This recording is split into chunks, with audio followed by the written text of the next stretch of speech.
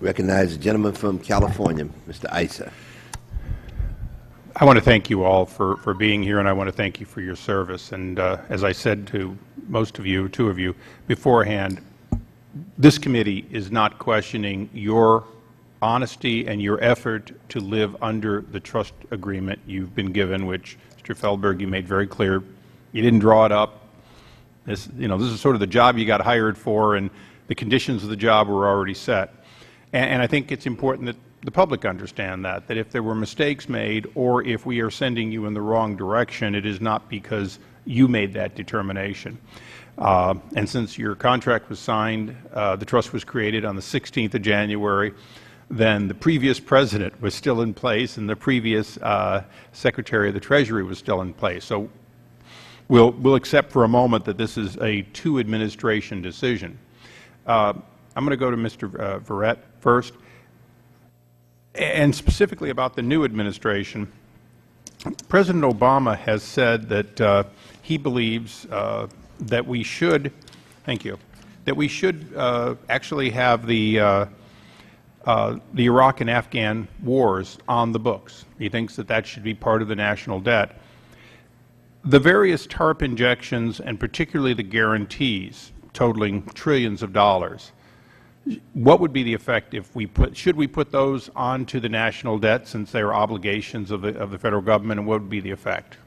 Well, I can tell you the effect of when the United Kingdom bailed out its two largest banks, when it bailed out Royal Bank of Scotland and Lloyd's. They put that $2.1 trillion of debt on those banks' private bank budget onto the national budget. And I think this was a consistent decision by Chancellor Darling that, look, under the accounting rules, government accounting or private accounting, when you control an entity and you back up an entity, you're responsible for their debt. So you need to consolidate their debt onto your books. So when Chancellor Darling consolidated the debt of those two banks onto the UK's national debt, the UK's national debt doubled. It literally doubled overnight. And if we were to put Citigroup, for instance, debt onto the national debt, which I think would be appropriate because we now own a controlling stake, a 36% controlling stake in Citigroup, which even under the Treasury Department's own regulations about reviewing foreign investments in the United States is defined specifically as control. They define it as control at 10%. We've got 36% under Delaware corporate law. That's control. Under the securities laws, that's control. So we, I think, to be consistent, should put Citigroup's national debt, Citigroup's private bank debt onto our national debt. That would, I think, increase by back of the envelope calculation. It would increase our national debt by about 15%. Just Citigroup alone. Other TARP participants, the national debt would increase by significantly more. So right now it's effectively sort of a shadow national debt that we have, unrecognized. Okay, well, I appreciate that, and I may send a reminder to the President that he supported that. Ms. Constantine, I'm going to ask you, but the others are free to answer. My understanding is that you represent, you three are for all practical purposes, the stockholders for 79.9% of the company, and you act as prudent stockholders should act in your day-to-day business. That's your charge when we get past the legal contract. Is that right? Correct. That's correct. So regardless of whether it's the Treasury or the Treasurer or whoever, do you believe that your job is to maximize the stockholder value on behalf of whoever the owner is? Absolutely. You're all saying yes? Yes. Okay. I made that clear in my okay. And what's important to me to go down this road is well, first of all, the New York Times has said that if they don't like what you're doing, the Fed will fire you. Do you believe you can be fired by the Fed even though you're maximizing the stockholder value? I think the Fed could remove us for cause. Okay, well, let's go down that for a second. The Fed is sitting there with tens of billions of dollars that it's owed on the other side of the ledger. But if as stockholders you want to maximize stockholder value, wouldn't you consider doing, through your board, through the operational, through Mr. Liddy, consider doing a lot of things that maximize value? For example, spinning off the healthy companies into new public companies in which you would have an 80% share, and that stock would trade unimpaired and immediately rise to its fair value, and determine that the debt that Treasury put on belongs to the corpus in London, not to the corporation that you're spinning off, and as a result, leave it where it would be. Now, wouldn't that be a prudent thing for the board to do on behalf of this money that Mr. Liddy admitted was injected by the Treasury and given to other companies, including ones overseas, because of factors outside the best interest directly of the company? So, as stockholders, are you free to do that? Can you do that even though, in fact, you probably would be increasing stockholder value here, and Treasury may not like it because they may have to admit that what they did was, well, the term is urinate, I guess. We don't say the other word anymore. A whole bunch of the taxpayers' dollars into foreign banks and other corporations that have slid right out of your company, one division of your company, which you did not have an obligation to pay, but they gave you the money and you paid it out anyway.